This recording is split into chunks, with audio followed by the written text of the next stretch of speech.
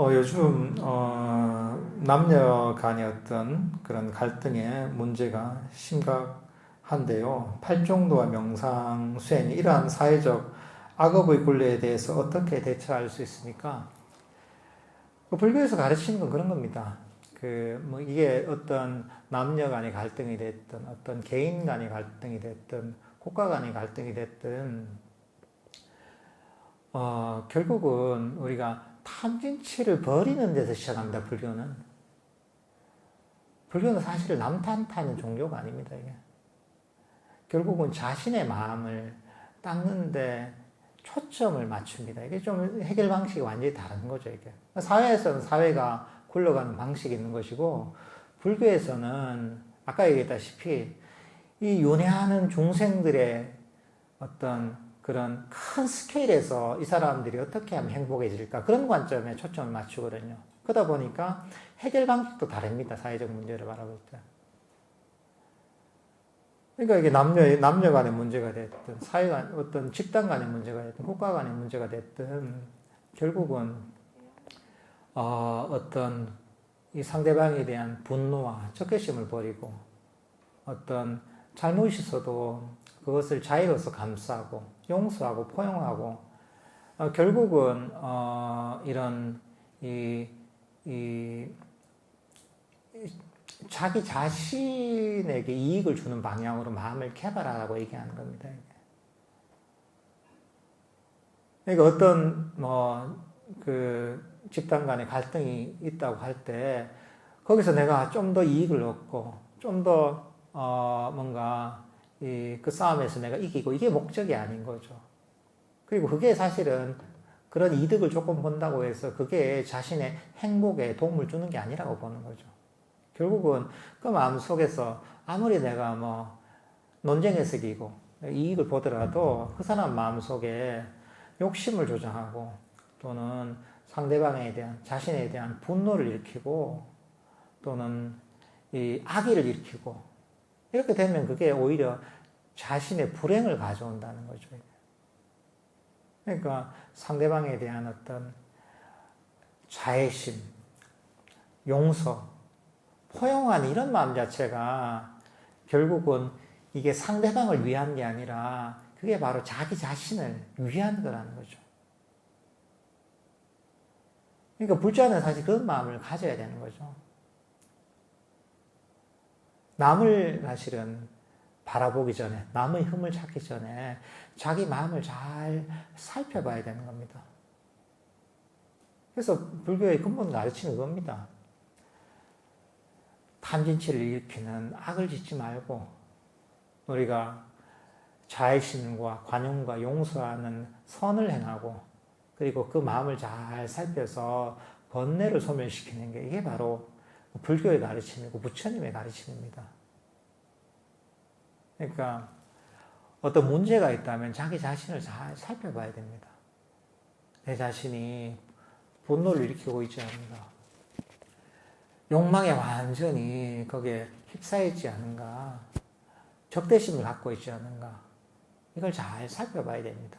이걸 잘 살펴보고서 이런 어떤 마음의 장애와 번뇌를 버리는데 사실은 초점을 맞춰야 됩니다. 그러니까 이제 이게 불자로서 할 수 있는 일인 것 같습니다.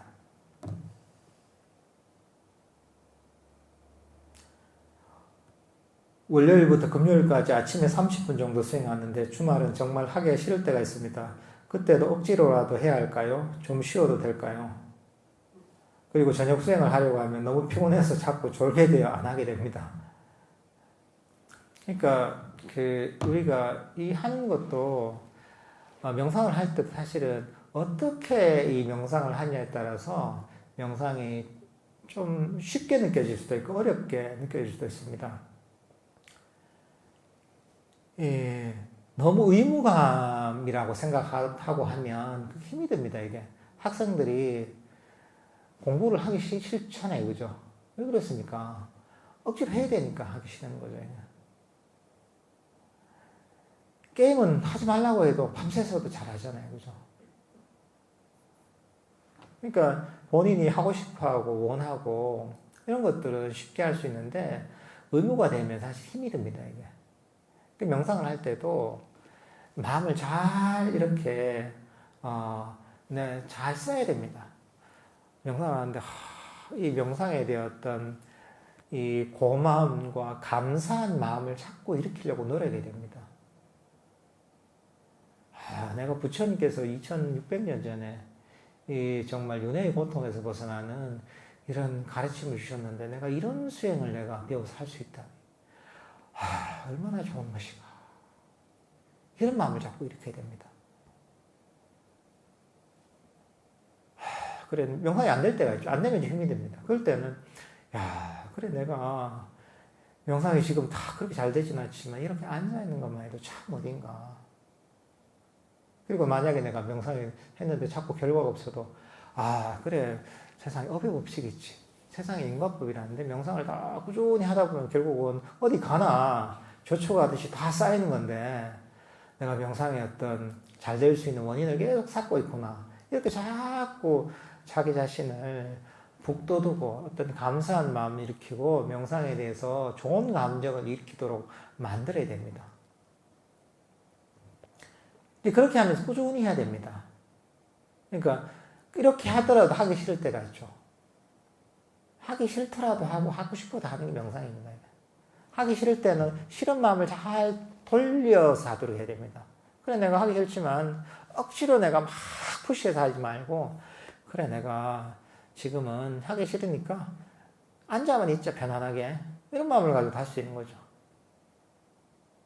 그렇게 꾸준하게 하다 보면 인과법에 의해서 선법을 계속 쌓기 때문에 나중에 명상이 좀 재미가 있고 잘 될 때가 있습니다.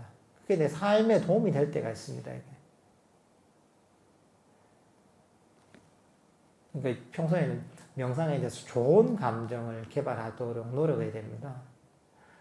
정말 좋은 것이고 정말 이게 좋은 기회다 이렇게 마음을 내셔야 됩니다. 명상의 가치를 잘 알아야 됩니다. 이게.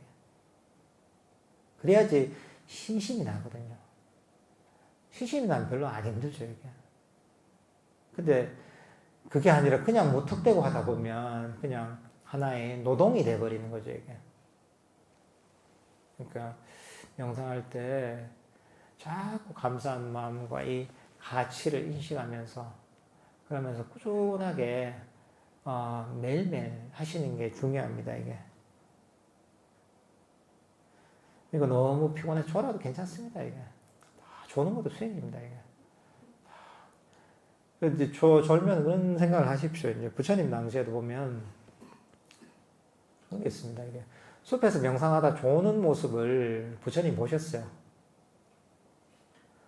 그러니까 이제 제자가 졸고 있다 이러니까 부처님께서 아니라고. 저 사람은, 저 수행자는 지금은 졸고 있지만 졸음이 다 한 다음에 그리고 피로가 졸고 나서 피로가 다 회복된 다음에 꾸준하게 명상을 해서 결국은 깨달음이 이룰 거다. 이렇게 예언하십니다. 이게 실제로 그 수행자가 깨달음이 이르게 됩니다. 그 졸릴 때는 그래 내가 경전에 많은 수행자들처럼 나중에 깨달으려고 내가 지금 졸리는구나. 미래 명상이 잘 되기 위해서 내가 피로가 풀리는 과정이구나. 이래 생각하셔도 됩니다. 이게. 그러니까 이제 그렇게 하기 싫어도 하고 졸려도 하고 그렇게 즐거운 마음으로 명상을 하도록 노력하면 좋을 것 같습니다. 왁갈리용에 보면 아라한이신 분이 자결한 내용이 나옵니다. 아라한은 번뇌를 소멸하신 분인데 자결이라는 표현이 적절한지 궁금합니다. 그쵸. 요게 조금 특이한 거죠. 경전에서 거의 보이지 않는 건데 경전에 보면 이 깨달은 분이 몸을 버리는 이런 내용이 나옵니다. 이게 너무 이제 이 몸이 고통스러운 그리고 이제 몸이 지금 회복 불가능한 상황에 이르렀을 때 어떤 깨달은 아라한이 보면 몸을 버리는 내용이 나오는데 경전에서는 아주 특이한 케이스인데